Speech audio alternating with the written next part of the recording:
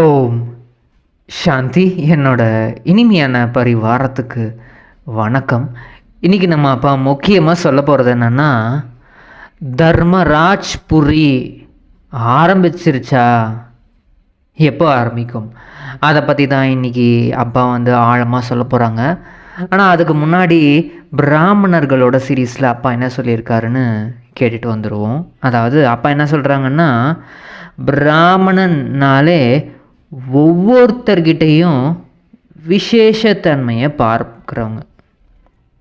பாப்தாதா சொல்கிறாங்க, விசேஷத்தன்மை என்ற இந்த வார்த்தை ரொம்ப சக்திசாலியான விதை எல்லா குழந்தைங்களுக்கும் கொடுத்துருக்காரு. அதை விதிபூர்வமாக பயனுள்ளதாக ஆக்கினால் போதும். இப்போது விசேஷ ஆத்மாக்களோட சம்பந்தம் தொடர்புகளில் சதா இருக்கிறீங்க. விசேஷமான ஆத்மா கூட சம்பந்தம் இருக்குது உங்களுக்கு. ஏன்னா இப்போ பிராமண பரிவாரம்னாலே விசேஷ ஆத்மாக்களோட பரிவாரம் தானே. அதனால் பரிவாரத்தோட சம்பந்தத்தில் வரும்போது ஒவ்வொருவருடைய விசேஷத்தன்மையை மட்டும் பாருங்கள். இங்கே இருக்கிறவங்க எல்லாருமே விசேஷத்தன்மை நிறைந்தவங்க தான். அப்போது நீங்கள் அவங்கக்கிட்ட இருக்கக்கூடிய சின்ன சின்ன குறைகளை மட்டும் ஏன் பார்த்துட்ருக்கீங்க? விசேஷத்தன்மையை மட்டும் பாருங்கள் அப்படின்னு அப்பா சொல்கிறாங்க. ஏன்னா விசேஷத்தை பார்க்கும் பார்வையை நீங்கள் இப்போ தாரணை செய்யணும். அதாவது விசேஷ கண்ணாடியை அணிஞ்சுக்கோங்க. இப்போது கண்ணாடி எல்லாம் போட்டுக்கிட்டு அந்த மாதிரி இருக்கிறது கூட நாகரிகம்னு அந்த மாதிரி போட்டுக்கிறாங்க. அப்போது விசேஷத்தன்மையை பார்க்குற கண்ணாடியை நீங்கள் போட்டுக்கோங்க. அந்த மாதிரி போட்டுக்கும் போது உங்களுக்கு வேறு எதுவுமே தெரியாது. இந்த விசேஷத்தன்மையின் பார்வை மூலம் விஷயங்களை மட்டும் நீங்கள் பார்ப்பீங்க. வீணான இந்த குப்பையை பார்க்காம தாமரையை பார்ப்பீங்க. ஏன்னா தாமரை சுற்றி குப்பை தான் இருக்கும். அதனால் ஒவ்வொருவருடைய விசேஷத்தன்மை மூலம் உலக மாற்றத்துக்கான விசேஷ காரியத்துக்கு நீங்களும் நிமித்தமாகிடுவீங்க. எப்படின்னா, நம்ம மற்றவங்களோட விசேஷத்தன்மையை பார்த்து பார்த்து நம்மளும் விசேஷ காரியத்துக்கு நிமித்தமாக நம்மளை வச்சிருவார். அப்பா முதல்ல என்ன சொல்கிறாங்கன்னா, முதல் விஷயம் என்னென்னா, தன்னுடைய விசேஷத்தன்மையை காரியத்தில் நீங்கள் ஃபஸ்ட்டு பயன்படுத்துங்க. விஸ்தாரமாக்கி பயனுள்ளதாக ஆக்குங்க. அவங்களுக்குன்னு ஒரு விசேஷத்தன்மை இருக்கும். அந்த விசேஷத்தன்மையை நம்ம அப்பாவோட சேவையில் ஈடுபடுத்தணும். அதை ரொம்ப பெஸ்ட்டாக பயனுள்ளதாக ஆக்கணும். அடுத்து அனைவர்கிட்டையும் விசேஷத்தன்மையை பார்க்கணும். இவங்கக்கிட்ட என்ன விசேஷத்தன்மை இருக்குது, இவங்கக்கிட்ட என்ன விசேஷத்தன்மைன்னு அதை மட்டுமே பார்க்கணும். அப்புறம் அவங்களோட விசேஷத்தன்மையை நம்ம காரியத்தில் பயன்படுத்திக்கணும். ஓ, இவங்க இந்த மாதிரி நல்லா பேசுகிறாங்களா, சரி இந்த ஞானத்தை நம்ம அவங்கள மாதிரி புரிய வைக்கலாம். இவங்க எல்லார்கிட்டேயும் அன்பாக நடந்துக்கிறாங்க, அதை நம்மளும் பயன்படுத்திக்கலாம் அப்படின்னு. நாலாவது விசேஷ இந்த யுகத்தின் விசேஷ ஆத்மாக்களாக இப்போ நீங்கள் இருக்கீங்க. அதனால் விசேஷ சங்கல்பம், வார்த்தை மற்றும் செயல் இருக்கணும். இந்த யுகமே எப்படிப்பட்ட யுகம்? விசேஷ யுகம். அப்போ ஆத்மாக்களாகிய நம்மளும் விசேஷ ஆத்மாக்கள். அதனால் நம்மளோட சங்கல்பம், ஒவ்வொரு எண்ணமும் விசேஷமாக இருக்கணும். நம்மளோட வார்த்தையும் விசேஷமாக இருக்கணும்.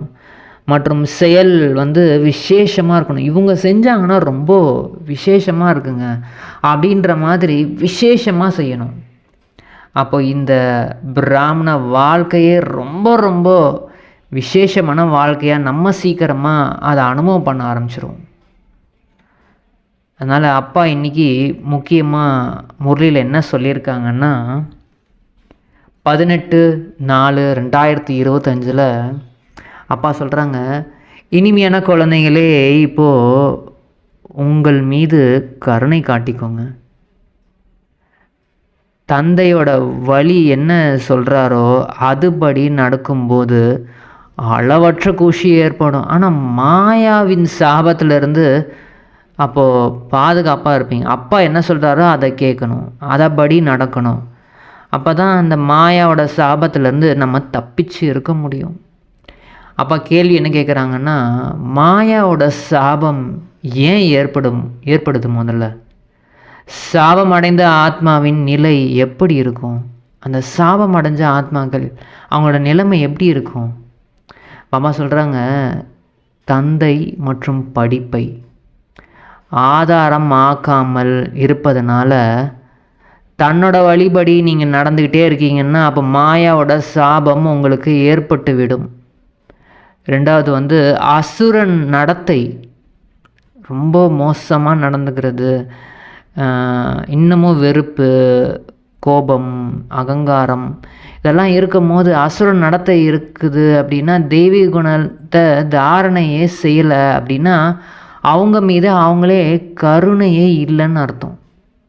அப்புறம் என்ன நடக்கும்? புத்தியோட பூட்டு பூட்டுப்பட்டு விடும். அவங்க தந்தையின் உள்ளத்துலேருந்து அமர முடியாது, அப்பாவோட இதயத்தில் அமரவே முடியாது. அப்பா சொல்கிறாங்க, இப்போது நம்ம ஆத்ம அபிமானிகளாக ஆக வேண்டும். ஆத்ம அபிமானியாக ஆகி என்ன பண்ணணும்? அப்பாவோட தந்தையோட நினைவில் இருக்கணும். இப்போது எல்லா ஆன்மீக குழந்தைகிட்டேயும் இந்த நம்பிக்கை இருக்குல்ல, இதை தான் நம்ம பண்ணணும் அப்படின்னு. ஆனால் அந்த மாயா என்ற ராவணன் சாபம் கொடுத்து உங்களை துக்கமானவர்களாக ஆக்கிடுவான். அந்த சாபம்னு அந்த வார்த்தையை கேட்டால் கூட துக்கமாக தானே இருக்குது. ஆஸ்தின்ற வார்த்தை எப்படி இருக்குது? சுகமாக இருக்குது. எந்த குழந்தைகள் நேர்மையாகவும் கட்டளைப்படி கீழ்ப்படிந்தவர்களாக இருக்காங்களோ அவங்க நல்ல முறையில் தெரிஞ்சுப்பாங்க. ஆனால் யார் அப்பாவோட கட்டளைப்படி நடக்கவில்லையோ அவங்க என்னோட குழந்தைகளே கிடையாது அப்படின்னு அப்பா சொல்கிறாங்க. நீங்கள் என்ன வேணால் நினச்சிக்கோங்க, ஆனால் நீங்கள் அப்பாவோட உள்ளத்தில் அமர முடியாது. ஆஸ்தி உங்களுக்கு கிடைக்கவே முடியாது. யார் மாயா கூறும் வழிபடி நடக்கிறாங்களோ மற்றும் தந்தையை நினைக்கிறதே கிடையாதோ அவங்க மற்றவங்களுக்கும் புரிய வைக்கவே முடியாது. அதாவது தனக்கு தானே சாபம் கொடுத்துக்கிறாங்க. ஏன்னா மாயா மிகவும் சாமர்த்தியமானது. அது எல்லாமே உங்கள் எல்லாருக்கும் தெரியும் தானே குழந்தைகளாகி உங்களுக்கு. அப்பா கேட்குறாங்க, ஒருவேளை எல்லையற்ற தந்தை கூறுவதை நீங்கள் ஏற்றுக்கொள்ளவில்லை அப்படின்னா மாயா கூறுவதை தான் நீங்கள் செஞ்சிட்ருக்கீங்கன்னு அர்த்தம். அப்பா என்னென்ன கட்டளை கொடுத்துருக்காரோ அதை நீங்கள் செய்யலை அப்படின்னா மாயா சொல்கிறத கேட்டுட்ருக்கீங்க, மாயாவுக்கு வசமாகி இருக்கீங்க. இப்போ அப்பாவோட கட்டளை என்ன? பிரபுவோட கட்டளையை நீங்கள் தலை மீது வைத்து நடக்க வேண்டும். அப்படி தானே அப்பா என்ன சொல்லியிருக்காரோ? குழந்தைகளே, இப்போது முயற்சி செஞ்சு தந்தையை நினைவு செஞ்சீங்கன்னா மாயாவோட மடியிலிருந்து பிரபுவோட மடியில் விடுவீங்க. ஏன்னா தந்தை யார்? புத்திசாலிக்கெல்லாம் புத்திசாலி ஆவார்.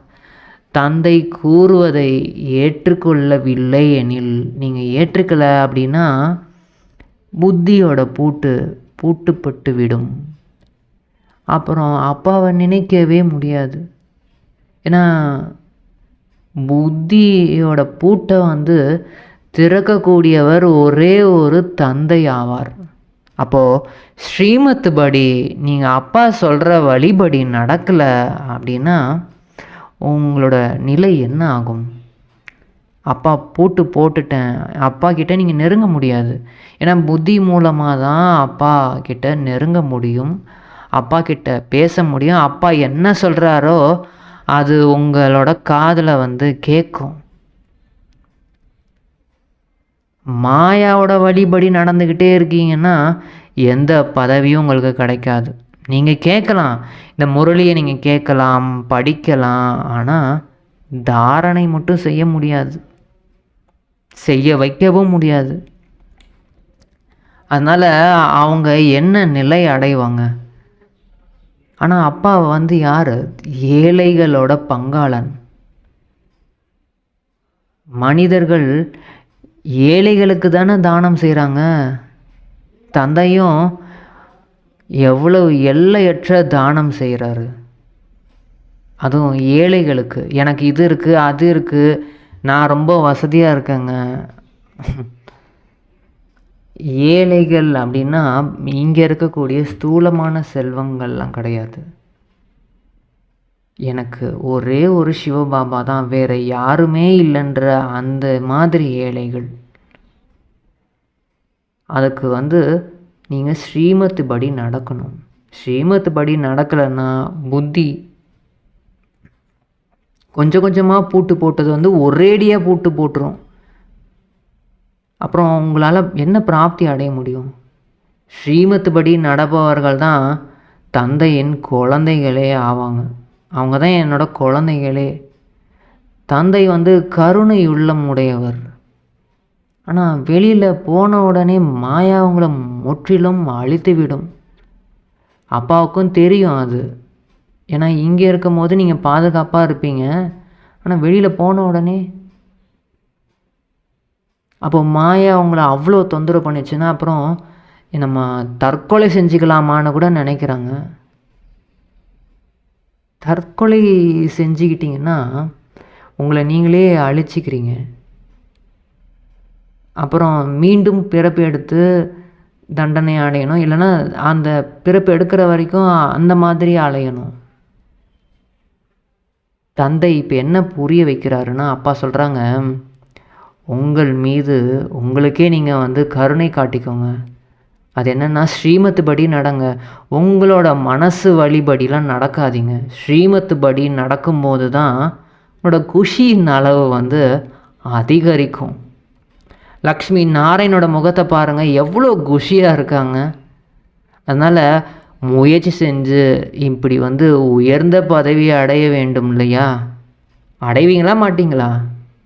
தந்தை வந்து அழிவற்ற ஞான ரத்தினங்களை இப்போ கொடுத்துட்ருக்காரு. அதை நீங்கள் ஏன் இப்போ புறக்கணிக்கணும்? ரத்தினங்கள்னால இப்போ பையை நிறைச்சிக்கணும்ல. கேட்க தான் செய்கிறீங்க, ஆனால் பை வந்து உங்களுக்கு இன்னும் நிறையவே மாட்டேங்குதே. ஏன்னா தந்தையை நினைவு செய்கிறதே கிடையாது. அசுர நடத்தையோடு இருக்கீங்கன்னா அப்புறம் எப்படி உங்களுக்கு புத்தியோட பூட்டு ஓப்பன் ஆகும்? அப்போ எப்படி அப்பாவை நினைக்க முடியும்? அசுர நடத்தை இருக்கக்கூடாது. தந்தை அடிக்கடி புரிய வச்சுக்கிட்டே இருக்கார். உங்களுக்கு நீங்களே உங்களுக்கு வந்து கருணை காட்டிக்கோங்க, தெய்வீக குணங்களை தாரணை செய்யுங்க. அது வந்து அசுர குடும்பமாகும். அதை தந்தை வந்து தேவதைகள் உலகமாக மாற்றிட்டுருக்காரு. ஃபரிஸ்தான்னாலே சொர்க்கம். இப்போ மனிதர்கள் எவ்வளோ ஏமாற்றம் அடைஞ்சிட்ருக்காங்க. சன்னியாசிகள் கூட வந்து என்ன சொல்கிறாங்க, மனசுக்கு அமைதி வேணும்னு. ஆனால் இந்த வார்த்தை கூட தப்பு தான், இதுக்கு பொருளே கிடையாது அப்படின்னு அப்பா சொல்கிறாங்க. அமைதி வந்து ஆத்மாவுக்கு தான் தேவை. ஆத்மா எப்படி இருக்குது? சுயம் அமைதி சொரூபமாக இருக்குது. ஆத்மானு உணர்ந்தாலே அமைதி அனுபவம் ஆகும். ஆனால் என்ன சொல்லிகிட்ருக்காங்க, எங்களுக்கு மனசுக்கு அமைதி வேணும், மன நிம்மதி வேணும்னு கேட்டுட்ருக்காங்க. இப்போ மனசுனா என்ன, புத்தினா என்ன, ஆத்மானா என்ன, எதையுமே தெரிஞ்சுக்கிறது கிடையாது. என்னவெல்லாம் அவங்க சொல்கிறாங்களோ செய்கிறாங்களோ இது எல்லாமே வந்து பக்தி மார்க்கம். பக்தி மார்க்கத்தில் ஏணியில் கீழே இறங்கி இறங்கி இப்போ தமோ பிரதானமாக ஆகிட்டுருக்காங்க அவங்க எல்லாம். யார்கிட்டையாவது ரொம்ப அதிகமான செல்வம் சொத்துக்கள் இருக்கலாம், ஆனால் இப்போ இருக்கிறது என்ன மாதிரி உலகம்? ராவண ராஜ்யம், கொடூரமான ஒரு நரகம். இந்த நரகத்தில் இந்த மாதிரி சொத்துக்கள்லாம் வச்சுருந்து என்ன பிரயோஜனம்? நான் குழந்தைகளாகிய நீங்கள் இப்போ சித்திரங்களை வச்சு புரிய வைக்கலாம். நீங்கள் அதற்கு நல்லபடியாக பயிற்சி செய்யலாம். தந்தை எல்லா சென்டர்களையும் இருக்கக்கூடிய குழந்தைங்களுக்கு புரிய வச்சிட்ருக்காரு. ஏன்னா வரிசீக்கிரமாக இருக்கீங்க இல்லையா? சில குழந்தைகள் ராஜ்ய பதவி அடையிறதுக்கு முயற்சியே செய்யலைன்னா அப்போது பிரஜைகளில் கூட என்ன நிலையை அடைவாங்க?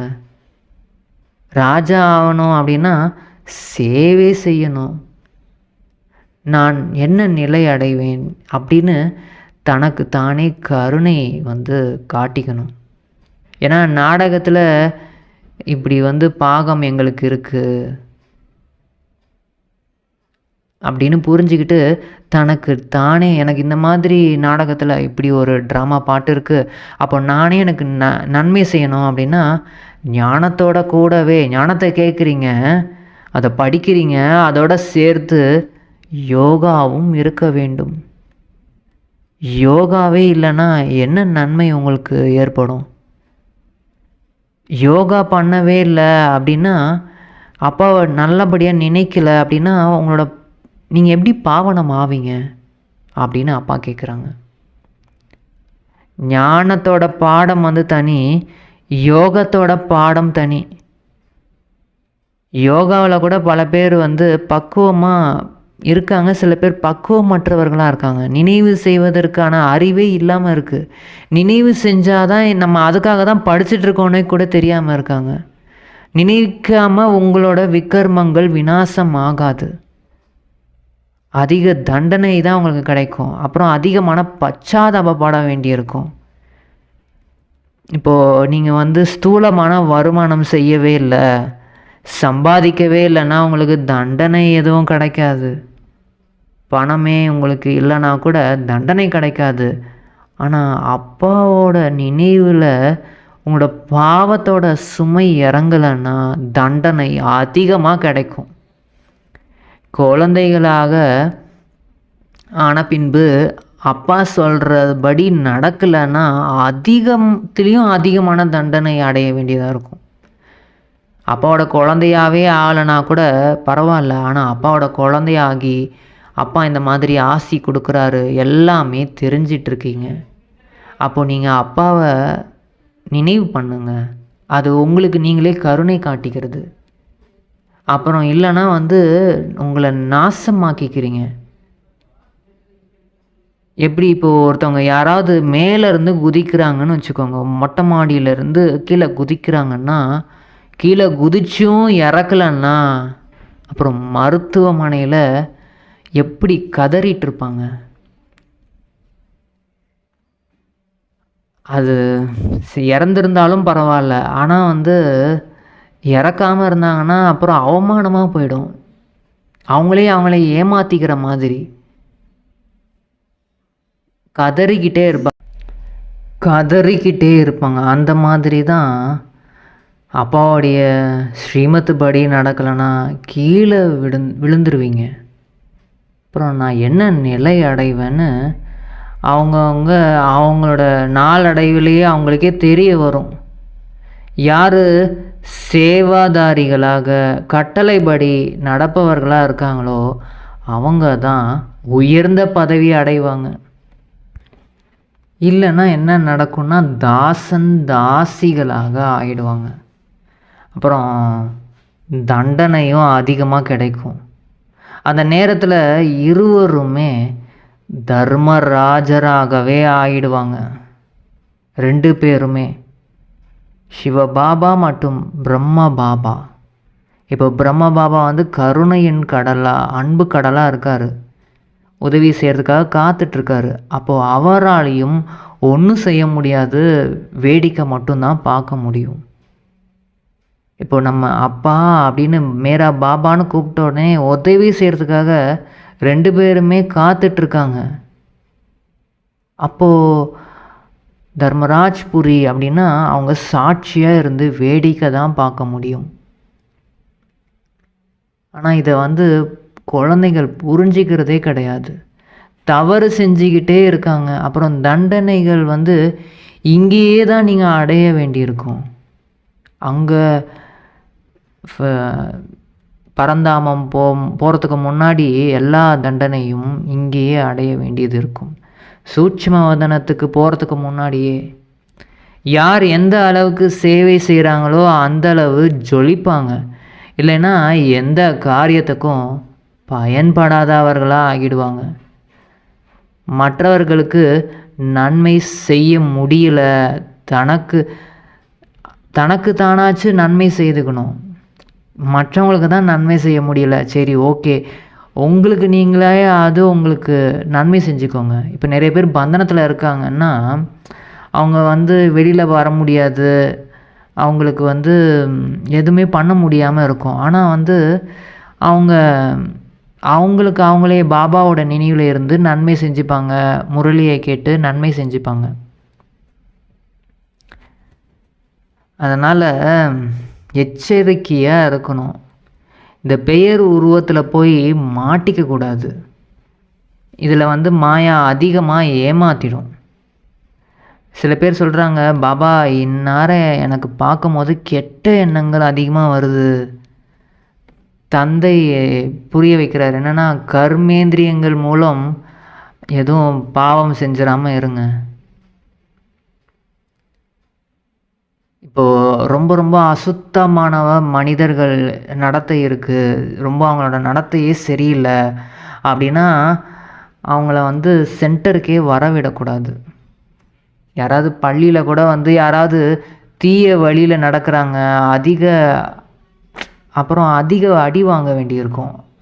இங்கே அதாவது வெளியிலேருந்து தவறு செஞ்சாங்க, தவறான எண்ணத்தில் இருந்தால் கொஞ்சமாவது தண்டனை குறையும். இங்கே அந்த மாதிரி நடத்தை மோசமாக இருந்ததுன்னா அவங்கள பல பேரோட அந்த தாக்கம் ஏற்படும். பல பேருக்கு அது தாக்கம் ஏற்பட்டுச்சுன்னா தண்டனை ரொம்ப அதிகமாக கிடைக்கும், தாங்க முடியாது.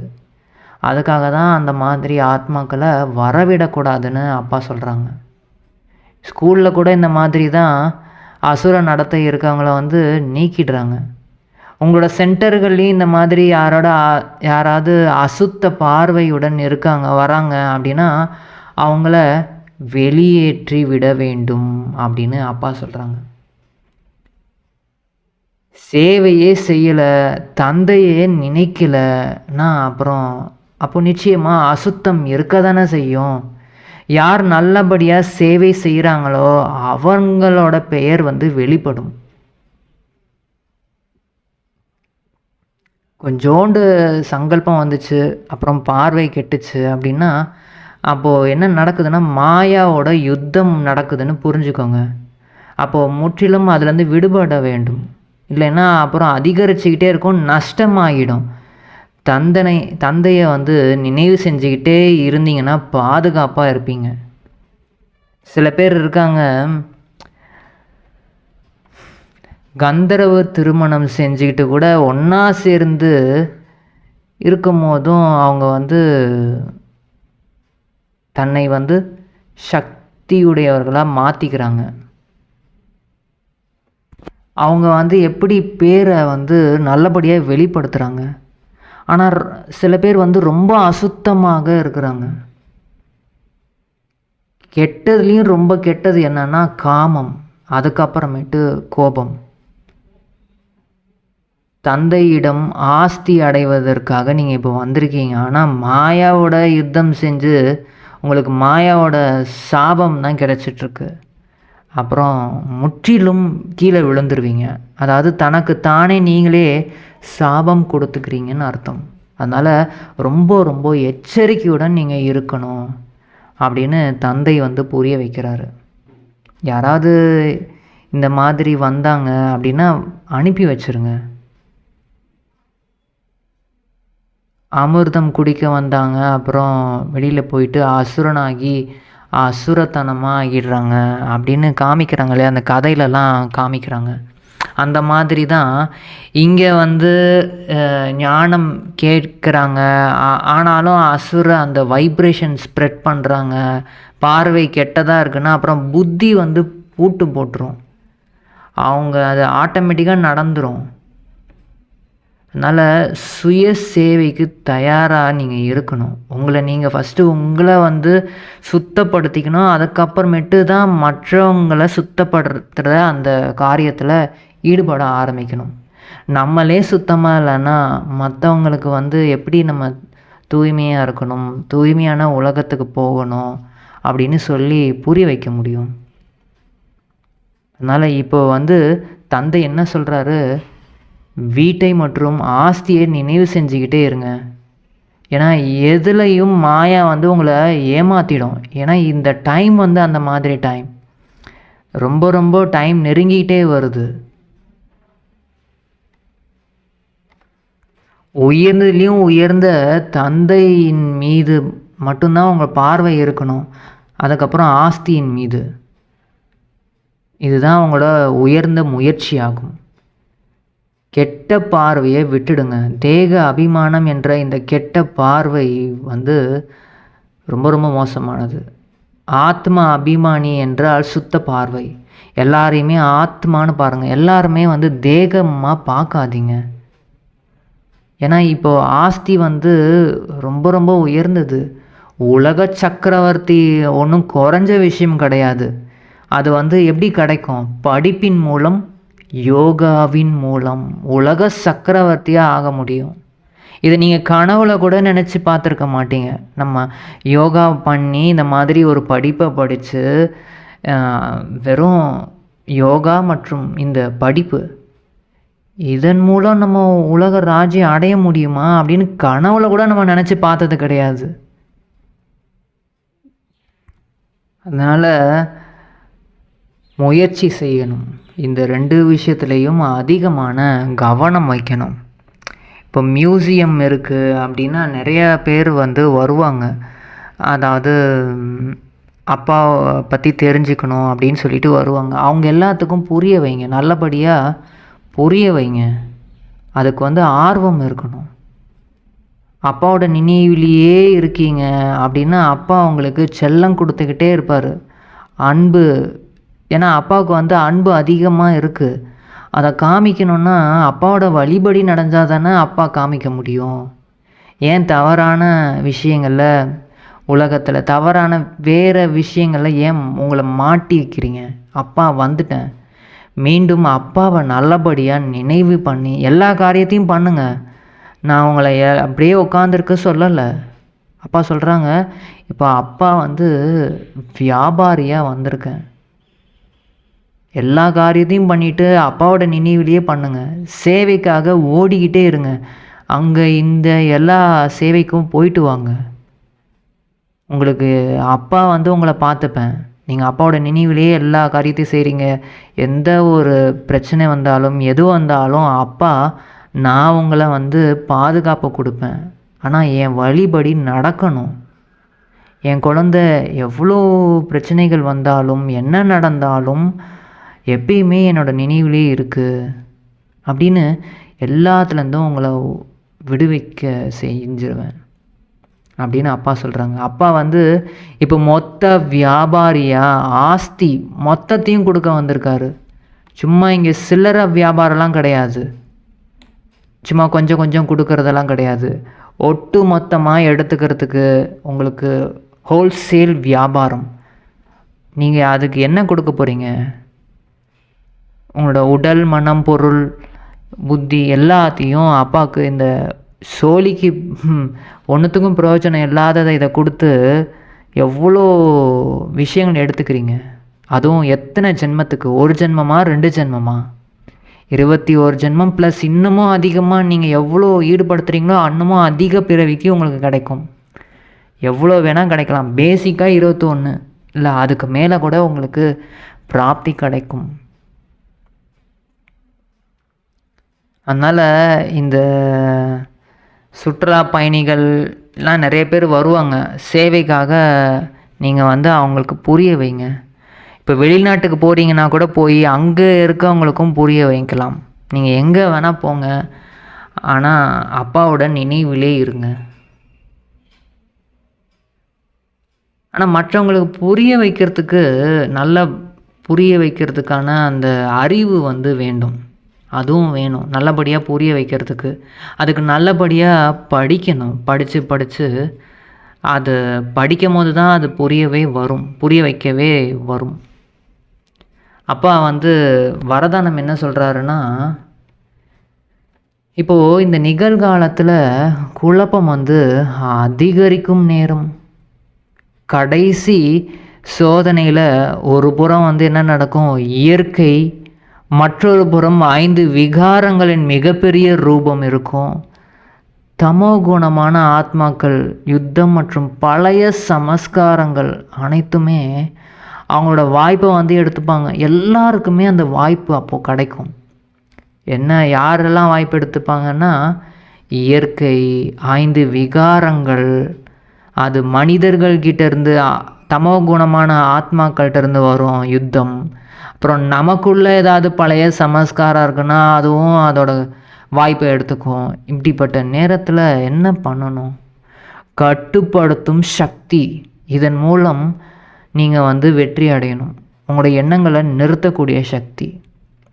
அதுக்கு வந்து நீங்கள் எப்படி அந்த கடைசி நேரத்தில் உங்களுக்கு வராது.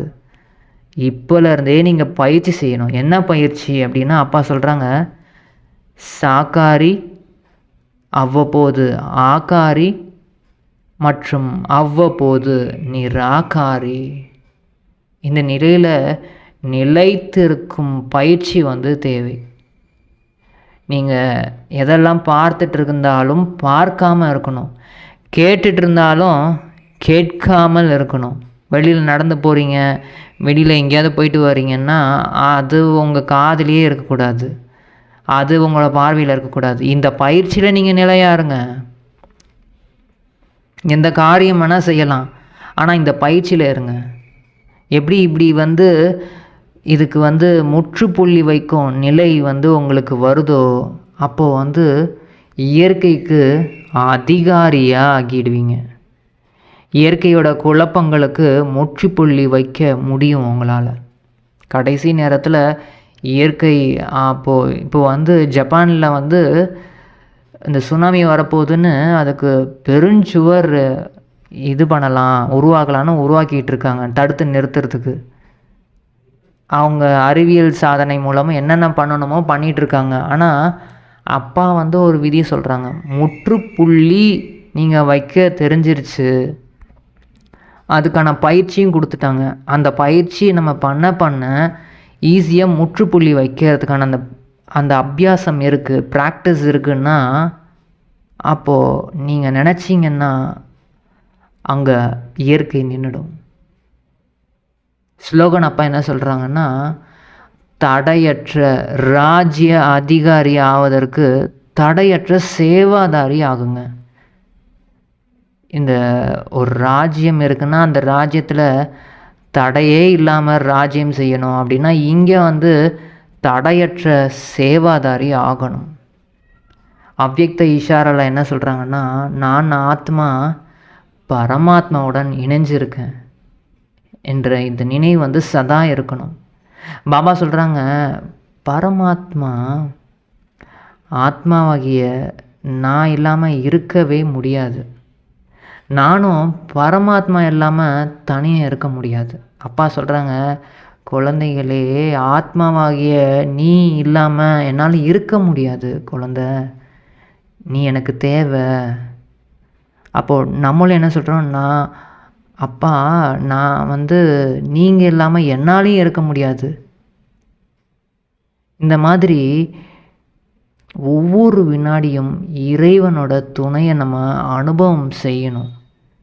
அப்போது வந்து ஆன்மீக நறுமணத்தின் அழிவற்ற மற்றும் ஏக்ரஸ் ஆக நம்ம இருக்க முடியும்.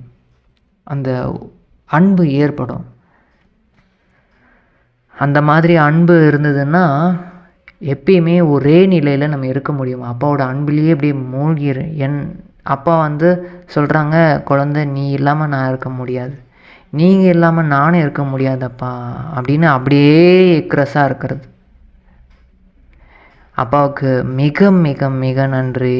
எங்களுக்கு இந்த மாதிரி ஒரு எச்சரிக்கை கொடுத்து உங்கள் மீது எங்களோட பார்வையை திருப்பிட்டீங்கப்பா. ரொம்ப ரொம்ப ரொம்ப நன்றி. ஓம் சாந்தி.